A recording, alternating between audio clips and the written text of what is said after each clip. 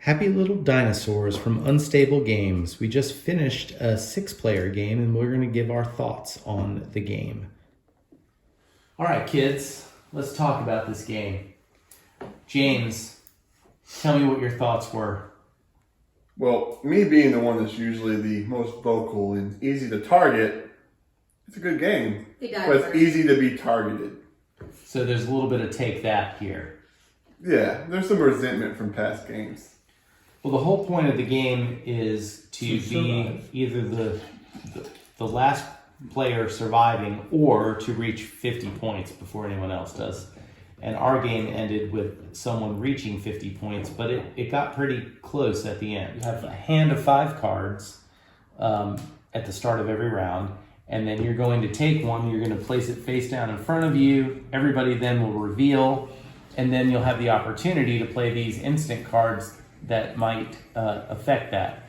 In addition, a lot of the cards themselves will have some text on them that give an effect like, hey, you can switch this card with the player to your left or your right, or you can, at the end of the round, something will happen. And so you play those, and then once everybody's resolved all of their take that cards, the one with the highest score, the anti-James cards, we can call them, because they should be renamed, trademark.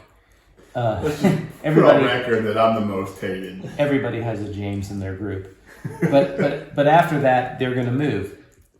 Conversely, whoever ends up with the lowest score will have to take the disaster card that was revealed. And if you ever have 3 of the same disaster types, there's red, there's blue, and there's green, and then there's a meteor, which is basically a wild card. If you end up with 3 of the same color, you are eliminated from the game. Or one of each color. You don't want to be the lowest player in any round, and you'd like to be the highest player. In the 5 or 6 player game, second place also gets to advance their token on their track equal to the number of the card they had. Right. We had to fill in some timing issues with, when instant cards can be played. It seems like the game is designed to promote as much chaos as rules will allow. I can agree. I think that's why, you look at the rules, but you have to really check your card effects on when they actually take effect. But it's say the 5 to 6 player variants. Yeah. The cards don't reflect any of that. So we were That's also true. playing with the Kickstarter edition, I believe. So some of the rules might be refined in later editions. That's possible. I think overall, we got the gist of what the game is trying to do. And to me, it seems like this game is not really designed for a heavy gamer or someone who's looking for deep strategy. This is a game that's really designed for you to have a fun time with a little bit of meanness and salt with your friends. It's a fun time unless you are a James. Right, if you're on the receiving end of the take that. I mean, if you don't like take that type games, you will hate this game, I think. Right? But even on the take that, James, thanks Eric, still had a fun time playing it. There you go. The art in the game, I think, is very good. It's Very funny. cute. It's cute, it's funny what you expect from Unstable Games, and they have funny sayings. Like this one, it says, somebody got you with a your mom joke, and you spend the rest of the day contemplating what your comeback should have been. as far as aesthetics go, and like you say, the flavor text, the whole feel of the game, I mean, it's pretty coherent to me. But it really is not a game where you come in with some strategy and you're, like, I'm going to play all my lowest cards first, and then because you're redrawing every time.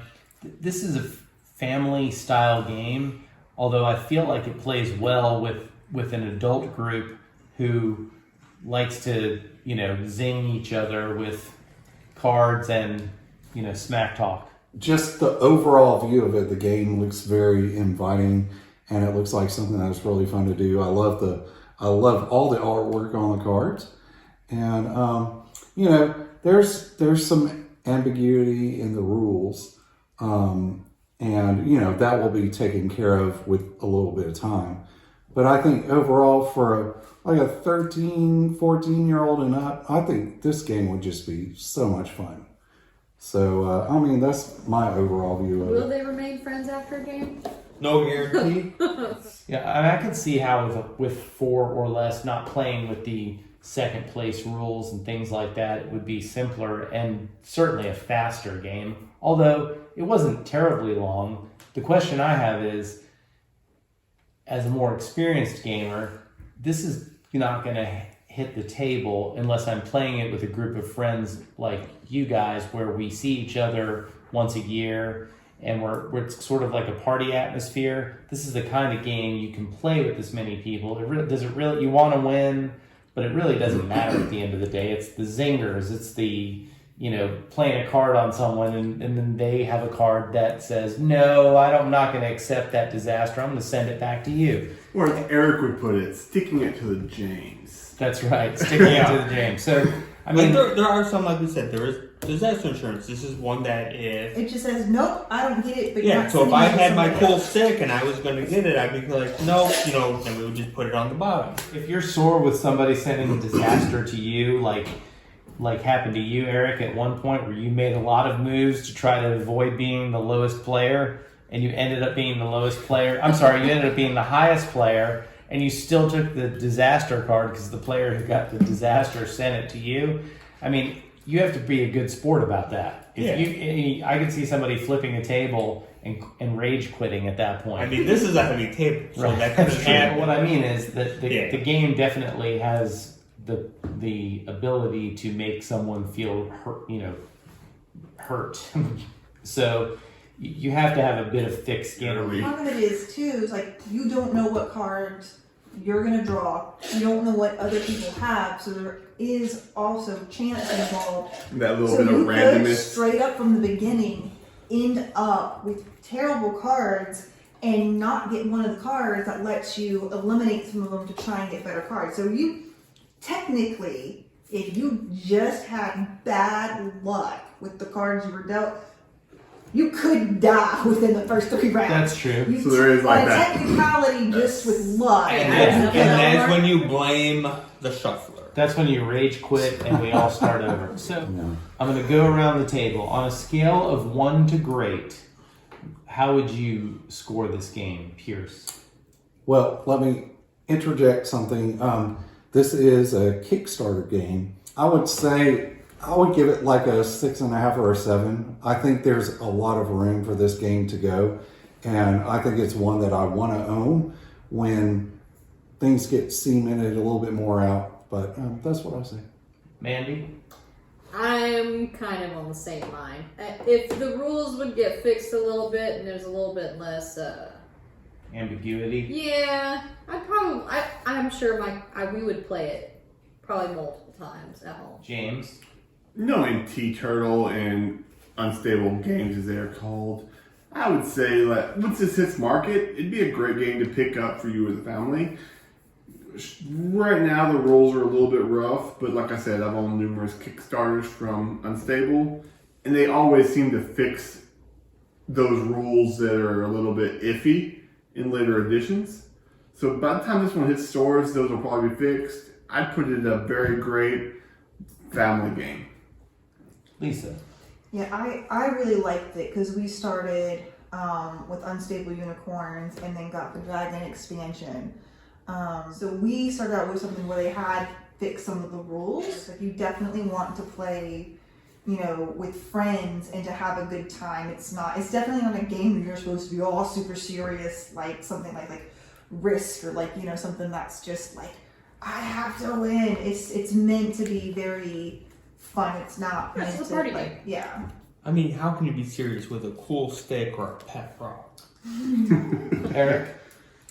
What are your thoughts? Scale of 1 to great. I know, I'm just like the last 2 people, they didn't give a It number. was not a specific number scale. So you're Come just, on, you're Eric, just you were the dodging the program question. guy. No, actually, like before even like... You should be a politician. He sits on the fence as much as he does when he's playing He's games. trying to be an hero. Eric, No, I was actually going to agree with Pierce before he even gave his number. I was like, I could see this like even as is, easily a 6 or a 7, but once it's fine-tuned, that it can go up. I say, even with our house rules, I thoroughly enjoyed it. Yeah, I was gonna say, We- even we with the did- house rules, like, we did our best Yeah, we just did. comparing to Yeah. other games. You know, old school games and everything. You know, it's like, okay, well, how did this game handle it? How did this game handle it? And we did base some of our house rules on other examples in the rulebook for other situations, just to make it easier, you know, on that end too. To make it more fluid of Yeah. Yeah, gameplay. so like that's what we went with. We didn't just come up with something like we've never seen before in any of the other games. I mean, for me, this is not my cup of tea as far as game goes, but I can see its merits, and I can see how, again, in a setting where I'm having a good time with friends I don't get to see very often, I would totally play the game. But if I had to pick a game I was going to play and invite people over to play, I would. This is not my style of game, so I kind of disqualify myself from giving a real view on it. But I think if you are more oriented for the kind of family type games, or like party style. yeah, or This like, would be or like apples to apples. unstable. If you enjoy Yeah, other unstable unstable games like Unstable Unicorns, Exploding Kittens, this would be a game for you. Yeah, where it's the fun type, not the serious type. So still, as somebody who doesn't normally play these types of games, where would you rank it, Hunter? I would say it's fine, solid. I've played Exploding Kittens, again, at a convention with people I didn't know, and I had a very fine time. So I would play it. Would I say, hey guys, I want you to come over to my house and we're going to play Happy Little Dinosaurs? I don't know that I would, because that's not my gaming group. But I could see, based on the comments here, that there's definitely a market for this type of game, and I bet you a lot of the people that like this game would hate to play some of the games that I play. They don't want to play Twilight Imperium. They don't want to play Struggle of Empires. They want to play something like Exploding Kittens and laugh and have a good time. Whereas for me, gaming is the strategy and the epicness of taking a long time to have a plan come to fruition. That's what I love about gaming. So that's why I kind of disqualify myself from this. This is not my So what style I'm hearing of game. is you would put this as more of like a party. It's a casual Yeah. gamer's It's game. a- That's Happy Little Dinosaurs. That's our take on it after one play with 6 players. And I think that's a pretty thorough discussion of the pros and cons of this game. If you like this video, please indicate that by giving it a thumbs up. And if you would, subscribe to my channel. Thanks for watching. Later.